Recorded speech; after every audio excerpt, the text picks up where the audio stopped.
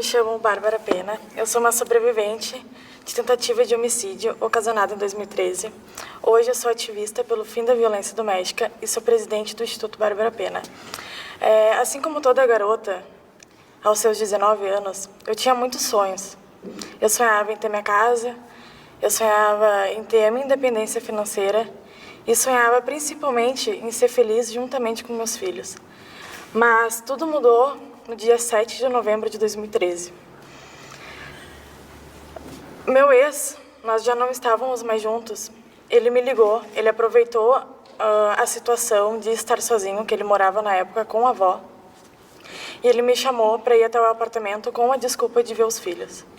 Eu, na inocência, fui, porque eu sempre tentei separar a minha relação com ele e a obrigação dele de ser pai. Eu acabei indo, acabei ficando tarde, e na noite acabou iniciando uma discussão por ele insistir em querer voltar ao relacionamento comigo. E eu já estava firme, já tinha a concepção de que eu queria mudar minha vida e que somente uma pessoa poderia fazer isso, que era somente eu.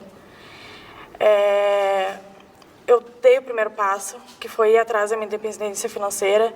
Eu queria fazer meu curso profissionalizante e eu ia começar 4 dias depois do dia da tragédia. Ele já sabia disso, eu já tinha informado a ele que eu ia começar o meu curso. Foi quando ele me ameaçou e disse: "Faz para ver o que vai acontecer contigo".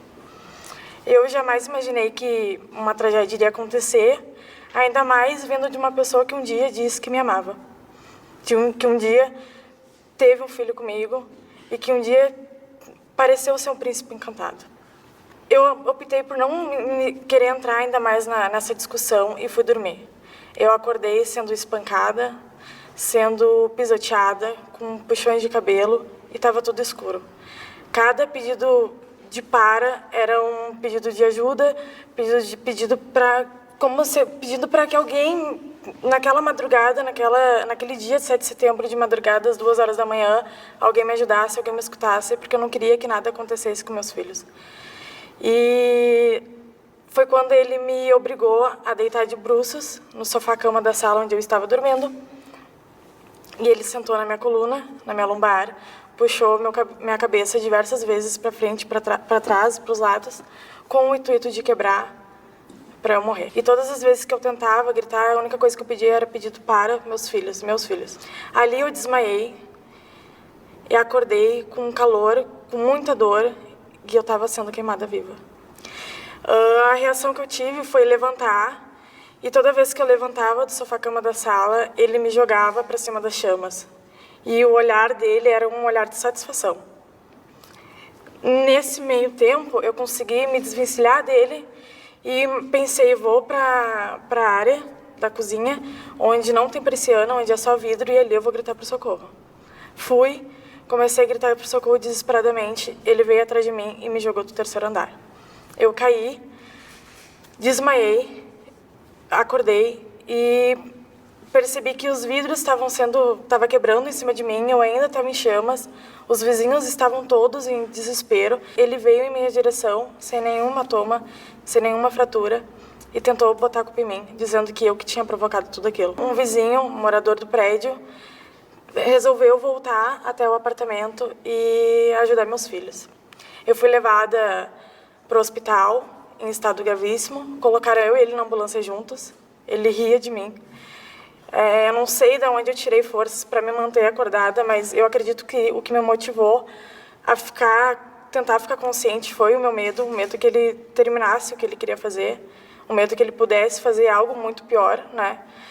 E chegando no hospital, o delegado estava me esperando, eu consegui dar meu depoimento brevemente, e ele deu o depoimento dele também, confessou a autoria dos crimes e disse que ele fez tudo aquilo porque eu era tudo para ele. Eu fui levada para a UTI, eu tive 3 paradas cardíacas, eu estava muito mal. E ali mesmo eu perguntei dos meus filhos, perguntei para os enfermeiros e eles falaram que era para eu ficar tranquila, que meus filhos estavam bem. Eu relaxei, acordei, fui para o coma, acordei algumas vezes depois e todas as vezes que eu acordava do coma eu perguntava pelos meus filhos e a equipe médica falava a mesma coisa. A primeira vez que eu acordei mesmo, depois do coma, foi 38 dias depois.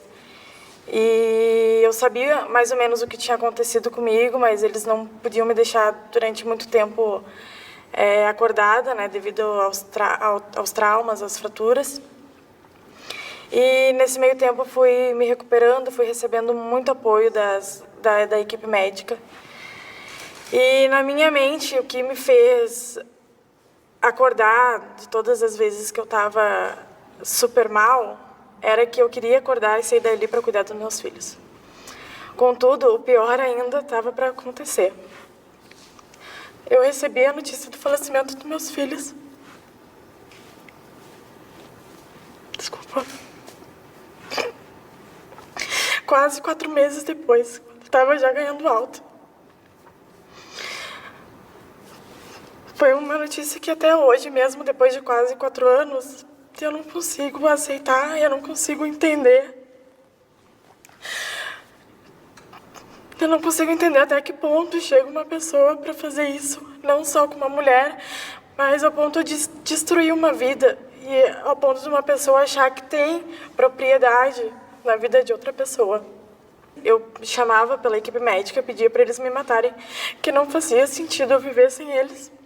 E, obviamente, eles lutam para a gente melhorar. E eles tentaram, fazem até hoje tudo que podem e o que não podem para me deixar bem. E, aos poucos, com muito trabalho psicológico, com muito apoio das pessoas, eu fui melhorando e cada dia é um dia único para mim.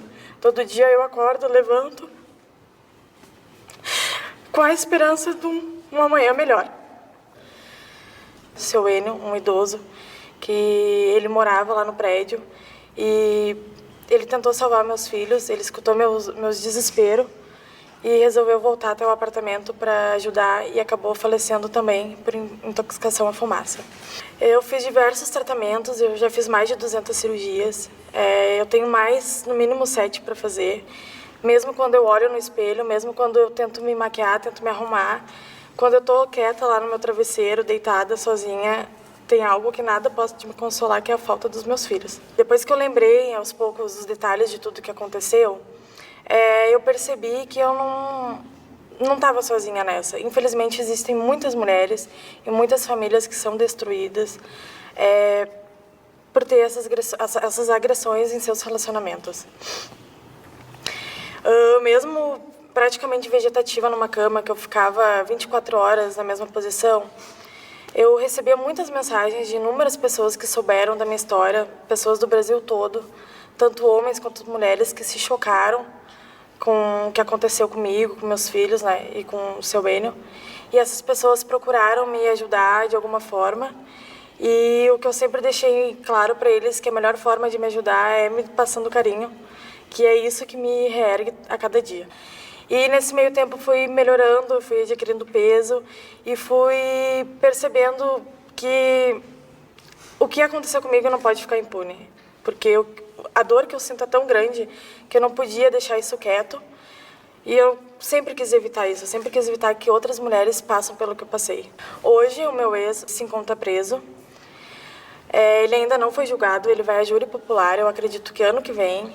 Então eu decidi dar uma nova chance para mim.